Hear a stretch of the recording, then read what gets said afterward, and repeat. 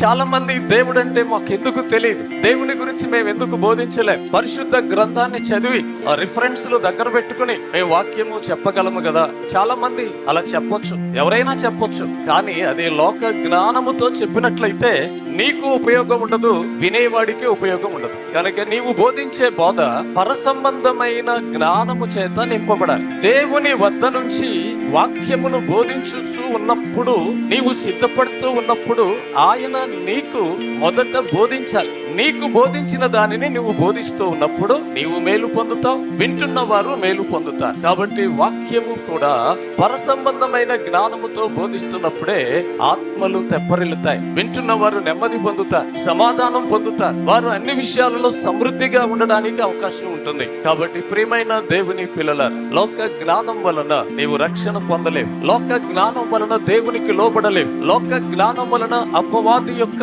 తంత్రముల నుండి తప్పించుకోలేవు. నీవు అపవాదిని ఎదిరించాలన్నా, వాడు నీ వద్ద నుండి పారిపోవాలన్నా, వాడి ఉచ్చులో నువ్వు పడకుండా ఉండాలన్నా నీకు పరసంబంధమైన జ్ఞానము కావాలి అని దేవుని యొక్క వాక్యం మనకు స్పష్టపరుస్తూ ఉన్నది.